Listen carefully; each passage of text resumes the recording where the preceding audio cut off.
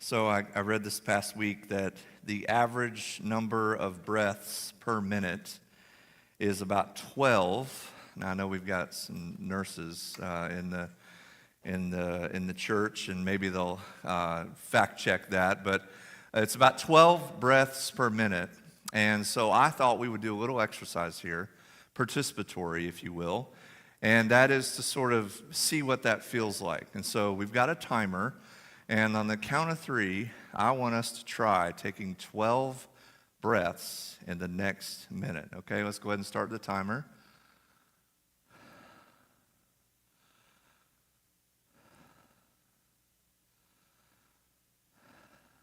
Go ahead and do this.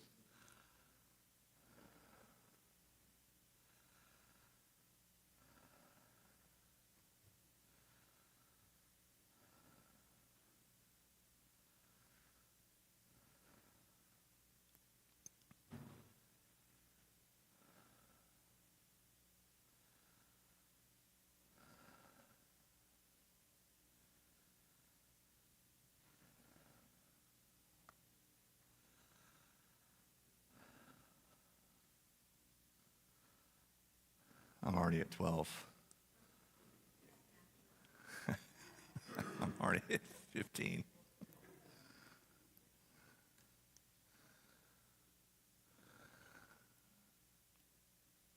All right. How did that feel?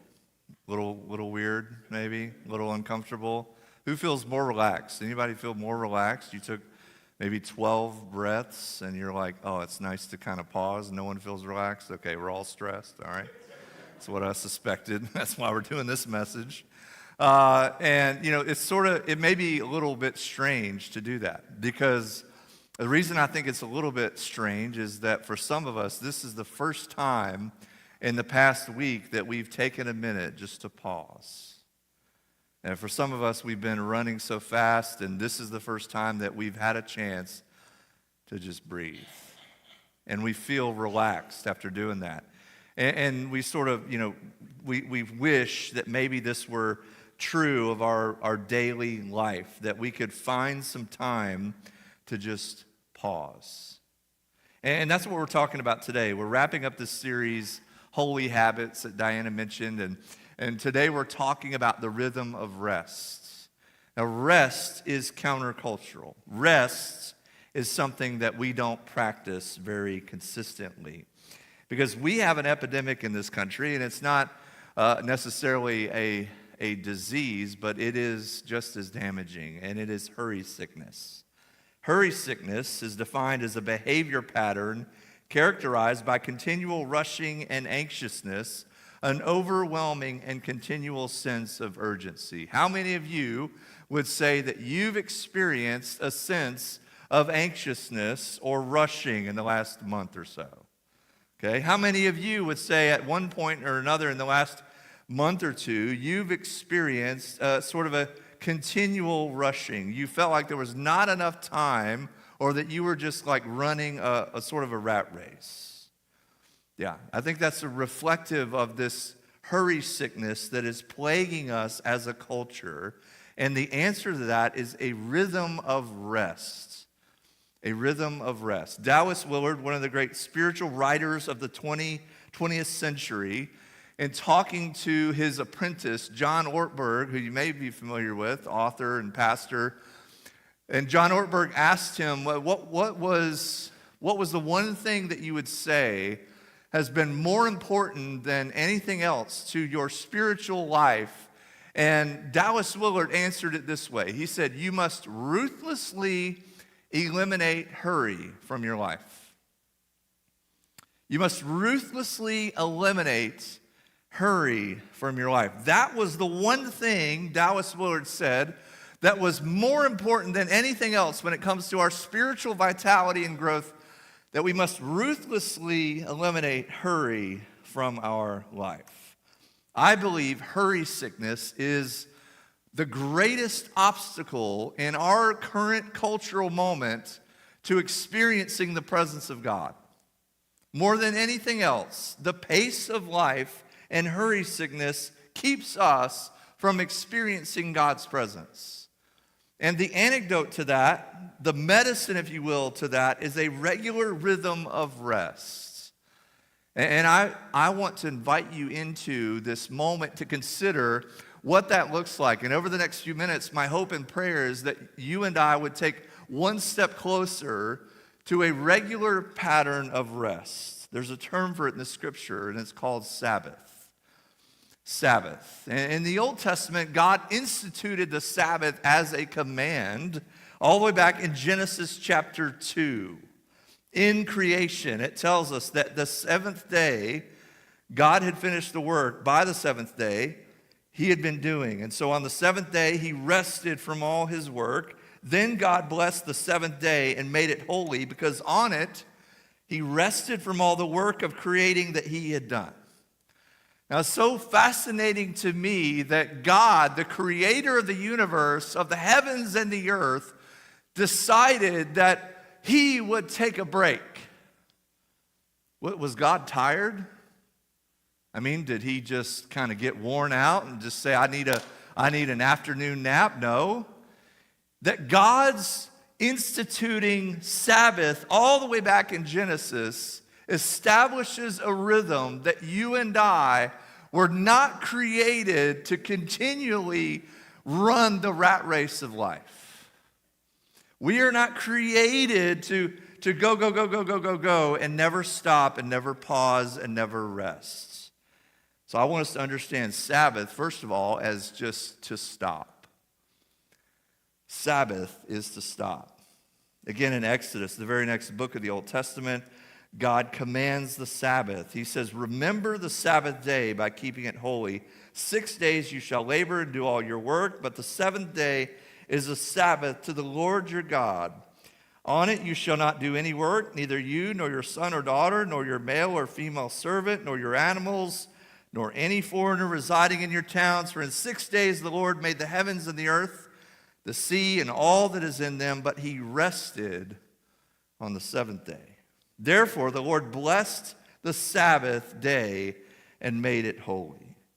If God felt like it was important enough to command the Sabbath, why would we, in our current cultural moment, believe that we know better than God by chasing the productivity idol and the idol of busyness?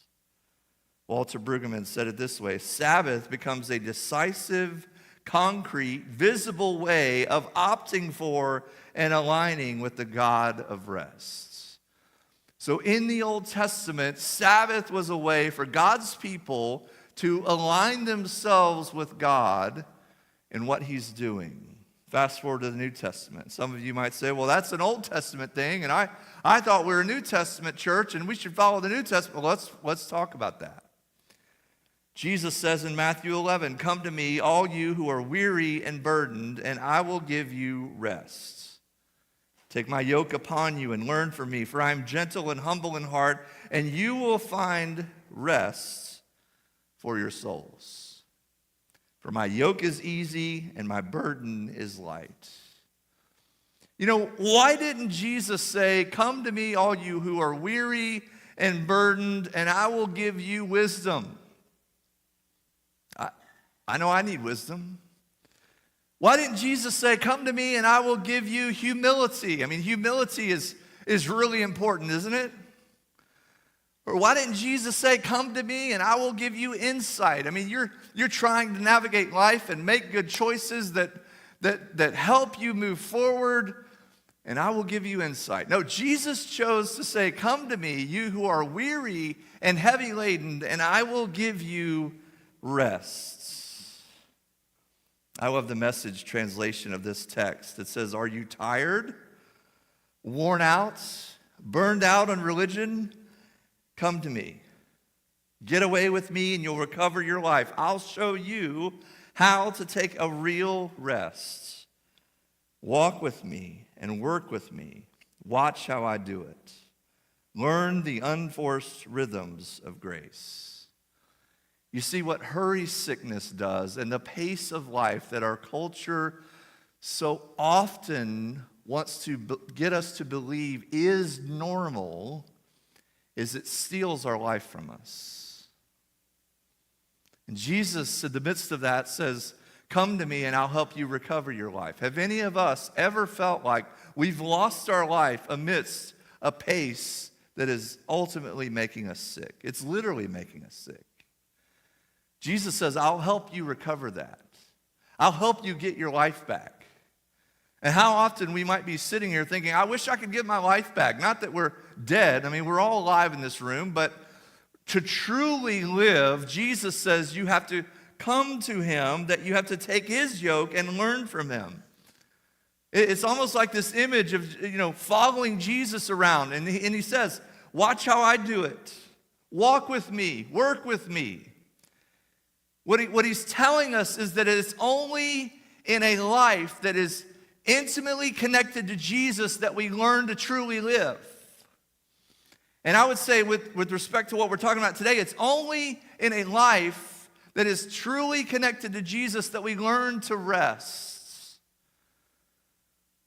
Some of us think, well, Sabbath or rest, are you talking about taking a nap? Taking a nap could be part of rest. But when I say Sabbath and rest, I'm not only talking about just taking a nap. Learning to rest. Here's the problem that we have. When we have so much busyness and noise, it drowns out the voice of God. It's sort of like this just symphony of sounds that randomly play all at once. And we're trying to hear God's voice, but we can't hear God's voice amidst all the noise. It's a little bit like this video. I want you to check it out.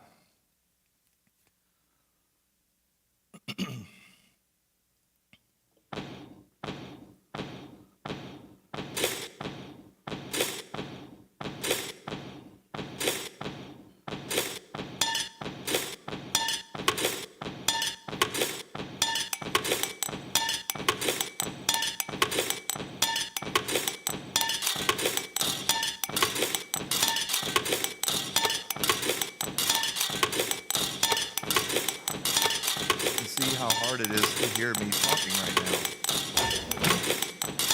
I've lowered my voice, and just imagine if you're trying to hear God's voice, a whisper. See, God often see how difficult it was. I was trying to talk, and you couldn't hear me over the noise. Some of you are like getting into the rhythm of those random sounds, musical people, But just imagine, if it's difficult just to hear me talking in a lower tone of voice while those sounds were being played in the background, how much more difficult is it to hear God's voice amidst the noise and the busyness of our life? Friends, it's impossible. I'm just going to go ahead and answer the question. It's impossible. We cannot hear the voice of God when we live life full of noise. We cannot possibly expect to experience God's presence when we live a life surrounded by noise. But my hope is today we would take one step closer to experiencing God's presence. Some of you like to see words on a screen, so here's a comparison between restfulness and restlessness. And on one side of the screen, you see the words associated with restfulness. On the other side, you see the words associated with restlessness. And just look how stark of a comparison those lists are. You have margin over a life of busyness. You have quiet over a life of noise. You have delight over a life of distraction. You have enjoyment over a life of envy. You have clarity over a life of confusion. You have gratitude over greed. And you have working from love over working for love. How many of us often find ourselves on that side of the chart? That list on the right-hand side. And how we long to find ourselves on the left-hand side. In the restfulness that God provides. I don't have to convince any of us in the room today that restfulness is what we long for. I mean, I don't think in conversation any of us would say, you know what, I actually love a life of restlessness. I enjoy the busyness, the noise, the distraction, the envy, confusion.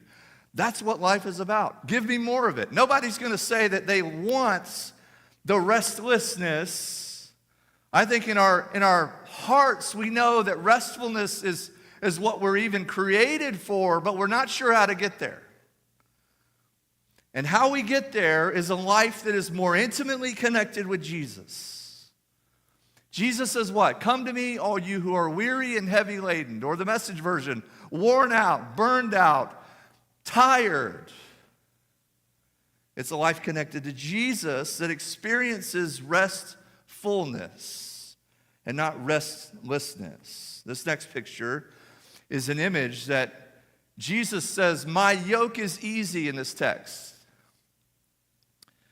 and my burden is light. What is a yoke? Well, a yoke is a beam, a cross beam, a wooden beam like you see here, that's placed on two oxen. And farmers would use this beam, put it on the oxen as they're plowing the field. And the purpose of this is to sort of keep the oxen moving in the right direction. But maybe more importantly, the purpose is to evenly spread the weight across their shoulders so that the weight is not concentrated on one oxen or the other. It's an even spread of the burden and the weight on their shoulders.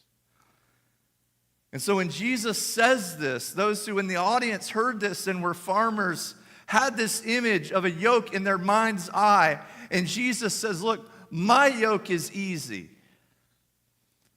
My burden is light. Because when we have a life connected with Jesus, the weight of trying to figure it out ourselves, the weight of busyness, the weight of noise, the weight of distraction is lifted off of our shoulders. And Jesus says to us, hand it over to me. And what a relief. You ever use that expression when you had a circumstance and you said something like, it just feels like a weight has come off my shoulders? We use that expression, don't we?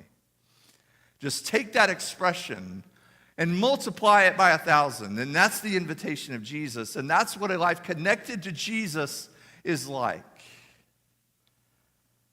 His yoke is easy. He's not pressing us down with religion. He's not burdening us with confusion. He's not overwhelming us with distraction. He's inviting us to receive forgiveness, to receive a life of grace, to be unburdened by the reality that we no longer have to prove ourselves, to be accepted by the Father. That's the yoke of Jesus. Eugene Peterson, who did the Message translation, says this: Sabbath is that uncluttered time and space in which we can distance ourselves from our own activities enough to see what God is doing. Friends, we're in desperate need of this. We're in desperate need of seeing how God is moving and working in our daily lives. And I would venture to say that all of us want to see more of that, don't we? We want to see more of what God is doing. We want to experience more of His presence. But it comes through a rhythm of rest. I know there's some of us in the room, if we're inclined or wired for productivity, or if we're type A, this sort of thing is completely foreign to us. It feels unattainable even. But I want to suggest that the pace of life, while it makes it much harder to practice the rhythm of rest, it also makes it much more necessary. That our pace of life makes this way harder. I recognize that, but at the same time, it makes it way more necessary. Because you and I are not created to carry the yoke of the culture, which says, do more, be more, produce more. Keep climbing. You're never enough. Over and against that, Jesus offers us rest. To practice Sabbath is just to live our lives in such a way that we experience the presence of God daily. It's learning to live in this world, experiencing God's presence every day. That's what it means to practice Sabbath. And still, we ask the question, well, how? How do you practice the Sabbath? What does it look like in my life? And I just want to give a couple of things that hopefully make this simple, and that's this. The first is this. Newsflash. Stop. Just stop. Sabbath means to stop. It means that we take an intentional pause from our work. Whether you are employed or unemployed or retired, all of us are commanded to Sabbath, to stop. Psalm 46 tells us, "Be still and know that I am God."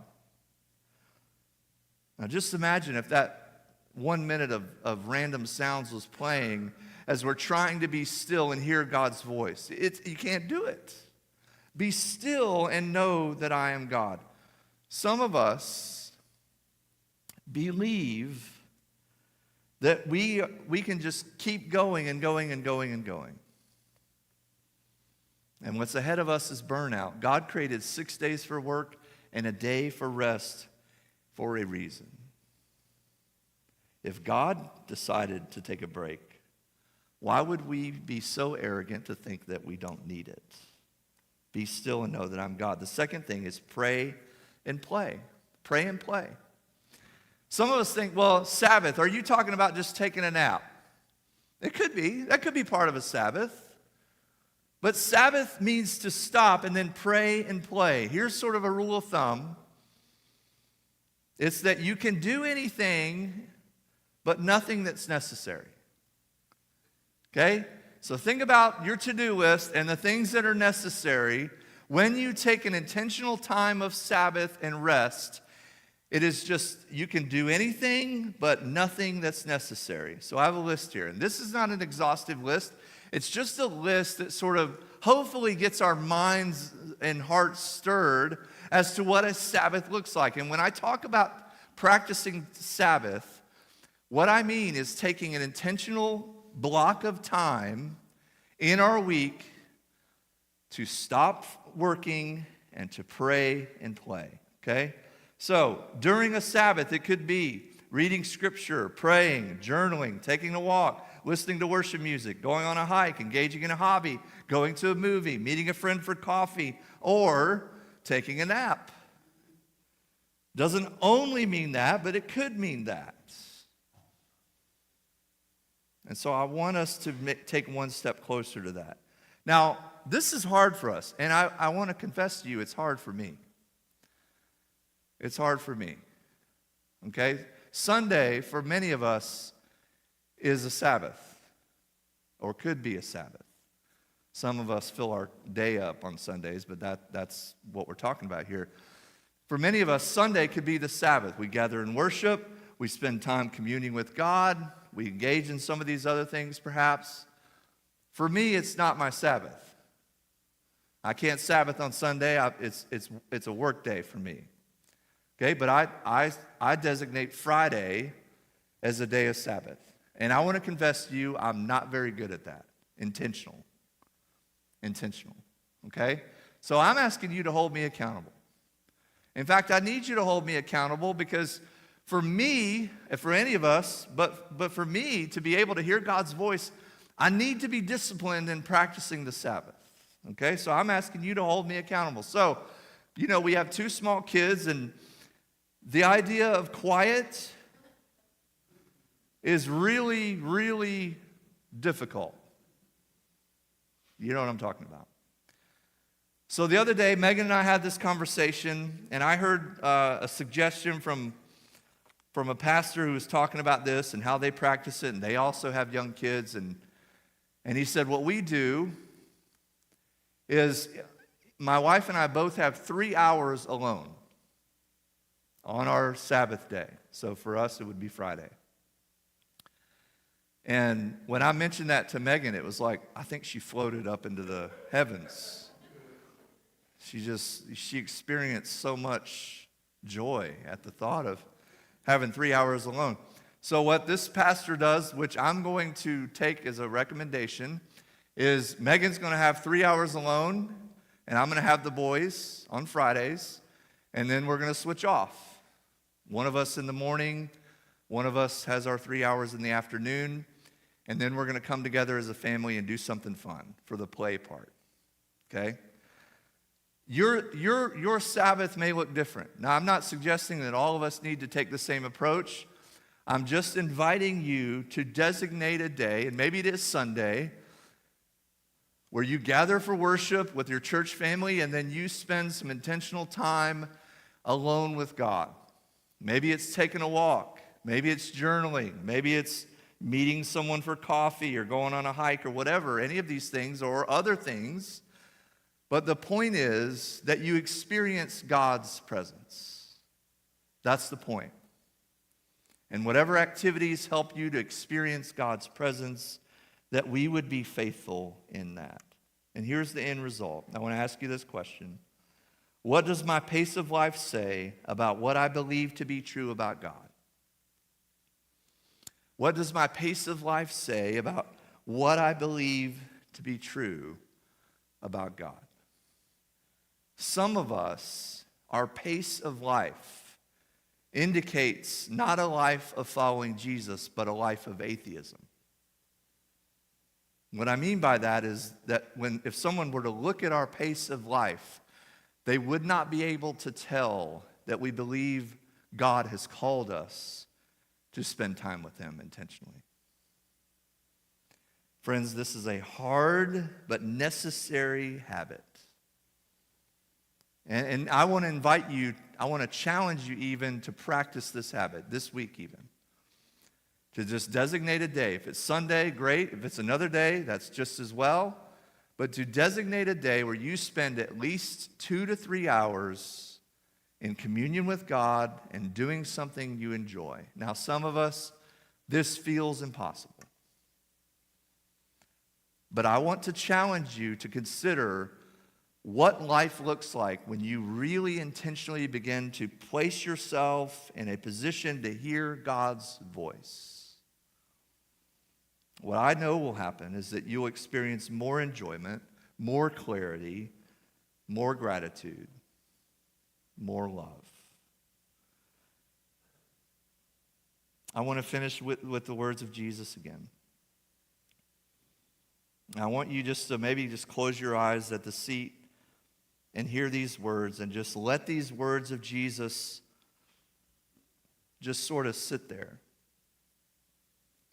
Come to me, all you who are weary and burdened, and I will give you rest.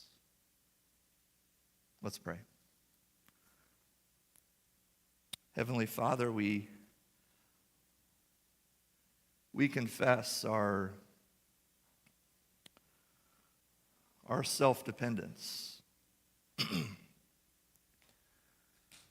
Father, in believing that we can just continue on without rest. God, in a culture that worships busyness